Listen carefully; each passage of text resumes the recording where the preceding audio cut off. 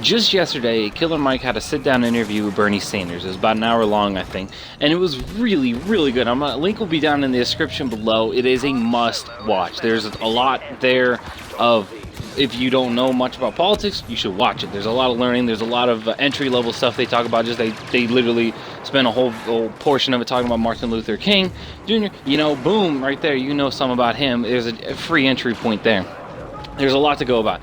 A couple things though. I won't even give him my endorsement. Like, I won't even. It's already a shoo-in. Like, I support him 100%. I'm gonna try to vote for him in the Ohio primary, Democratic primary. But I'll do that in another video if anybody cares. But I want to talk about this interview. So, a couple things. The main thing. One of the big things I opposed about Bernie was his gun thoughts, and pretty much just the assault rifle ban. And Killer Mike addressed it because he's like, I'm a gun guy, and I was like, I agree with you. This is my only, like, really.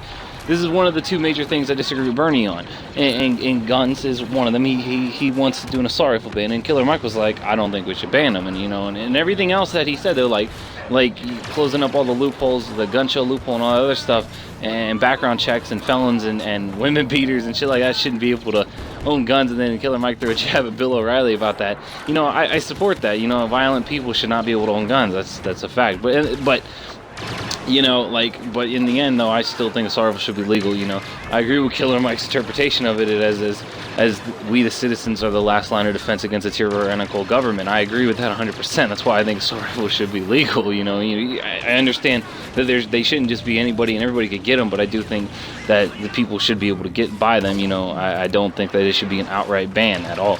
But that's my political beliefs at all. I just want to talk about the interview, though. That was a really good point they ended on, too. It was them disagreeing, just so you see it wasn't a dick rider fest. These two were two real people having a interview. It was fucking dope.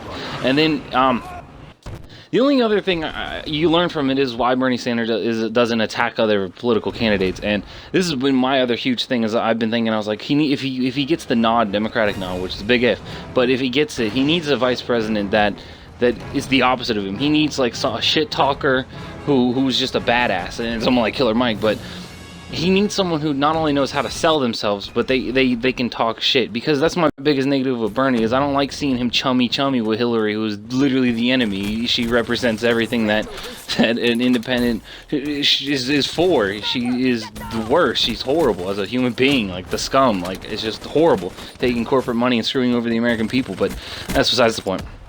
And I'm not cool with that. That's like watching the Democratic debate and watching them all chummy really just made me upset about it. But, you know, after seeing this interview, I understand why. And the reason why is what I took away from it is he's not a politician. He runs on his political beliefs and his ideological sense in his brain. And mudslinging he doesn't care about. He's not in it to win. He's in it for the people. Like, if he wins, then that means the people want what he wants, and he wants what the majority of the people want. And he's not going to win it by throwing more mud than the opponent. And so if an opponent does sling mud at him, then, you know, they just like the dumbass. So that's why I'm looking forward to see if he can get the nod or not, because it'll be hilarious to see what Republicans say about him when he's just like, nah, dude. They're like, do you have some shots to throw at Donald Trump? He's like, no, but let me tell you about my policy. Like, in the end, though, I think that's better. I think we should evolve into that. As you know, there was that Ellen DeGeneres thing where it was like the two, Romney and Obama, said nice things about each other. I think that politics should, in a right world, should evolve down into that. It should be a pleasant conversation among beliefs between two comprehensive people like Killer Mike and Bernie on guns. Like, at the end, like, that's how it should be. It should be, at the end of the day, it should be them discussing policy and not fucking, oh, this guy sucked that guy's dick, don't vote for him. It's like, who the fuck cares? We're talking about policy. And that's why I can understand why Bernie doesn't talk shit. That's not like me, though, at all. I would just talk mad shit about Hillary. But, you know, at the end of the day, he's like, yo, my policy is gonna talk shit about Hillary, not me. And I was like, props. You know, and that was a big thing. As I came away with that learning, like, why he doesn't talk shit. And that was interesting, because talking shit and his thoughts on guns was kind of the two major things I disagree with. And he came out and addressed them, and they kind of devolved why and stuff. I learned a couple things, though.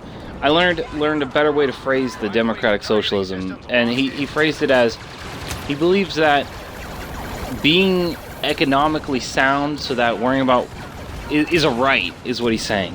Like, you have a right as a human being to not fucking worry about, you know, where your food's gonna come from, or if you're gonna be kicked out on the street and shit like that. And I was just like, dude, I can ultimately relate to shit like that. And it's crazy that it takes a politician to explain to you that it is your right to not worry about how am I gonna pay my bills next month. Like, I never thought of it like that. And that's why literally Bernie is like, I don't care. Like, he has to win. Like, next year, if he can get the nod, I will literally be doing everything I can to try and help. I mean, he'll probably win in my area anyways, but I gotta make sure, you know, fuck that shit. Like, this is, like, just something like that I can just utterly relate to. That's why Killer Mike was like, dude, the interview is so good, because if you disagree with him, you should watch it anyways. They literally talk about why they love democracy so much, and Bernie's like, because if you disagree with me, I like that because we can disagree. And he was like, I don't want it to just be everybody a mob mentality, is how he phrased it. And I was like, great. And then they later talk about Martin Luther King and how the right refuses to acknowledge everything else Martin Luther King stood for.